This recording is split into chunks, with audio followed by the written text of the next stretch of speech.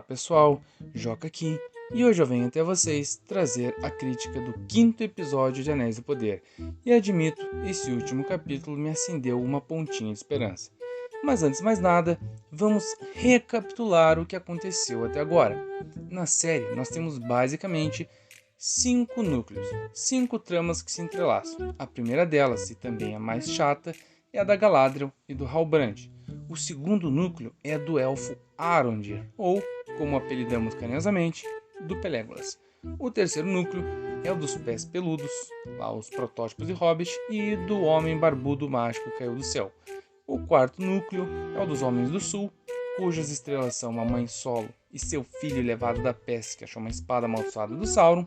E o quinto núcleo é o do Elrond, que parece o João Grilo da Auto Compadecida, e do Rei Anão Durin.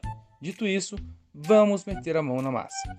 Na trama da Galadriel, mais especificamente lá no primeiro episódio, a gente viu que ela estava caçando Sauron, depois da derrota do Morgoth. Ela queria vingar a morte do irmão.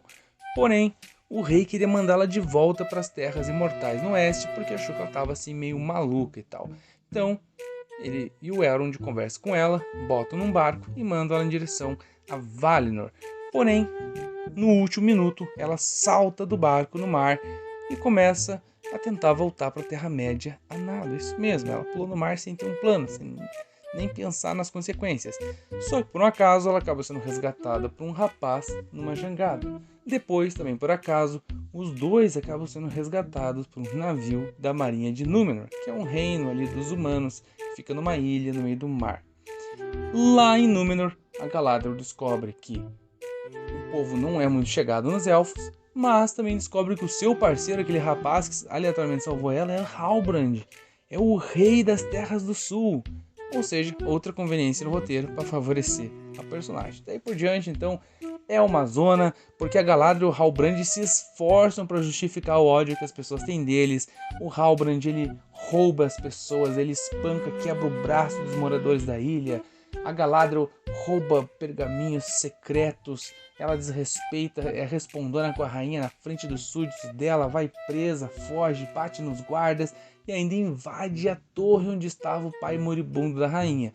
Mesmo assim, os dois acabam convencendo a Tarmírio, a rainha, a dar para eles uma frota de navio para eles voltarem para a Terra-média e iniciarem ali a sua luta contra as forças do Sauron, as forças das trevas. Ainda é nesse núcleo que eles introduzem o Isildur, que lá no futuro será o cara que vai derrotar o Sauron, cortar os dedos do Sauron, que é aquele cara que vai se negar a jogar o anel lá na montanha da perdição, blá blá blá blá blá. Gente, esse núcleo aqui, ele é de longe, apesar de ser o principal, ele é o mais chato, ele é muito chato. E sabe por quê? Por culpa da Galadriel, gente. Porque os caras fizeram ela uma personagem muito arrogante, burra, irritante, ela tá sempre raivosa, sempre com uma cara de amargor, assim. Ela tem a profundidade emocional de um pires, parece uma porta resmungona. Sabe, parece que na hora de criar o char dela, os caras investiram todos os pontos de atributo em sorte, porque o roteiro sempre conspira a favor dela, mas deixaram o carisma zerado. Ela é simplesmente insuportável. Sério mesmo, a personagem insuportável. Já o segundo núcleo, ele é bem simples, o núcleo do Pelégolas, tá? Ele fazia parte de uma guarda de elfos que patrulhava as Terras do Sul para evitar que o povo da região lá voltasse para as macumbas, voltasse a adorar o Morgoth, voltasse a adorar o Sauron. Então eles ficam cuidando lá daquele pessoal. Parecia que estava tudo bem. Contudo, os orcs estavam ali. A região estava infestada de orcs, eles estavam cavando túneis por debaixo da terra, passando despercebidos por debaixo do nariz dos elfos e pretendiam usar esses túneis para se locomover durante o dia e invadir a Terra-média sorrateiramente. Aí então os elfos são todos capturados, inclusive o Pelégolas. Eles até tentam se rebelar ali contra os orcs, mas o nível deles não era alto bastante para aquela quest, eles acabam todos mortos. Menos o Pelégolas, porque ele é poupado e enviado como mensageiro lá para os Homens do Sul, com a mensagem de avisar os Homens do Sul de que eles tinham duas opções: se render ou irem pro cacete. E aí a gente vai pular aqui e falar lá do quarto núcleo, porque ele, a partir desse ponto, se entrelaça com o do Pelégolas. Lá no quarto núcleo, os Homens do Sul são comandados por Browin, que é uma mãe solteira que tem um filho levado da peste, um moleque que achou a espada amaldiçoada do Sauron e escondeu ele com ele. Então ela lidera o povo dela e leva eles até a torre de vigia que pertencia aos elfos. Só que lá as coisas vão se complicando, porque agora que o povo recebe a notícia do Pelégolas que eles têm a opção de se render ou eles vão todo mundo acabar sendo chacinados, surge uma revolta. E aí uma parte do povo decide ir lá lamber a bota dos orcs, puxar o saco dos orcs para evitar, para serem poupados ali, o que acaba dando muito errado. A outra metade que ficou vai ter que bolar um plano junto com a Browin, junto com o Pelégolas, para detonar aquela torre onde eles estão, aquelas muralhas onde eles estão e derrubar aquilo na cabeça dos orcs, porque essa é a única chance que eles têm de escaparem dali vivos.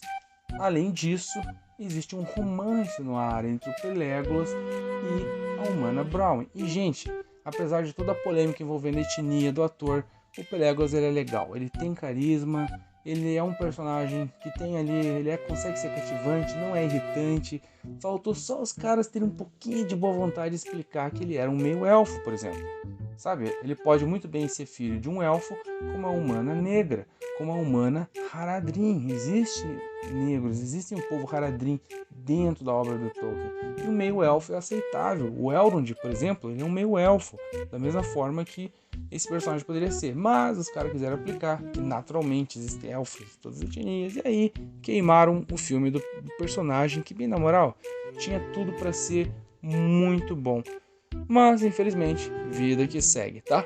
O terceiro núcleo é o dos pés peludos, que são lá os protótipos de Hobbit, e mostra ali que eles são nômades, ficam migrando entre várias regiões da Terra-média, porque eles não têm ainda um condado para chamar de seu. Dentro dessa comunidade existe uma menininha pé peluda chamada Elanor. Ela é muito curiosa, sapeca, levada da breca. Ela é respondona, teimosa, aventureira. Ela é diferentona ali dos outros pé peludo. E aí ela acaba, por um acaso do destino, cruzando o caminho com um velho mágico que caiu do céu. Esse velho, ele cai do céu dentro de um meteoro, literalmente é isso que acontece. E ele parece um robô mal programado, não sabe falar, não sabe interagir com as pessoas, não sabe nada do mundo, parece uma criança recém-nascida. Ela fica com peninha e começa a cuidar dele. Só que os outros pé peludos descobrem e por causa disso começam a punir a família dela, a discriminar, a excluir, a bulinar a família dela. E aí a família dela acaba tendo que depender da ajuda do velho mágico ali que caiu do céu para sobreviver. Eles dependem um do outro, tá? E o velho tem algumas habilidades mágicas ali. Não dá para entender se ele é o Sauron, se ele é o Saruman, se ele é um outro Istari, ou não dá para entender. E até a série revelar isso, não tem muito como julgar esse núcleo. Ele é uma incógnita, tá? O quarto núcleo eu já falei que era dos Homens do Sul, lá que se mescla com o núcleo do Pelégolas. E o quinto núcleo, o último deles, porém não menos importante, é o do Elrond. O Elrond que parece ali o João Grilo da Aldra Compadecida, que é amigo do rei anão Durin IV, tá? Nessa trama, Elrond acaba sendo enviado ali pelo Celebrimbor, que foi o cara forjador de anéis, e também pelo rei dos elfos, Gil-galad, para ir até o reino de Moria, o reino dos anões, para reatar os laços de amizades que haviam entre os elfos e os anões, porque os elfos querem minérios para supostamente construir uma torre, construir um observatório ali, que vai ajudar eles a observar melhor a Terra-média, a perceber os perigos de longe, blá blá blá blá. Contudo, todavia, entretanto, o Durin estava meio chateado com o Elrond, porque pensou, o Elrond é imortal. Ele ficou um tempo sem lá. Na visão, na percepção de tempo do Elrond, ele ficou pouco tempo sem lá. Mas na visão do Durin, passaram-se décadas e ele agora é velho. Ele é um anão tiozinho. Ele deixou de ser um jovem anão e se tornou o rei dos anões. Então ele está chateado, acha que o amigo esqueceu ele, mas logo esse pequeno conflito passa, ele acaba perdoando o Elrond, eles acabam conversando e o Elrond descobre que os anões estavam minerando mithril, aquele minério raro lá que é feita a cota de malha do Frodo, sabe? Que é um minério que é mais leve que a seda e muito, muito mais forte que o ferro. Só que o Durin fala para ele, Elrond, eu preciso que tu faça segredo disso, que você jure segredo que não vai contar pra ninguém e jure pela nossa amizade. O Elrond concorda, só que voltando para os elfos, ele descobre que o rei já meio que sabia do Mithril, sabe? Mandou o Elrond, ele enganou o Elrond e mandou ele lá já para meio que sondar essa história do Mithril. Acontece que o rei Gil-galad, ele descobre bem tardiamente que a Galadriel estava certa, que o mal está voltando para a Terra-média. E ele teme pelo futuro dos elfos. E para ele, a única salvação seria o Mithril.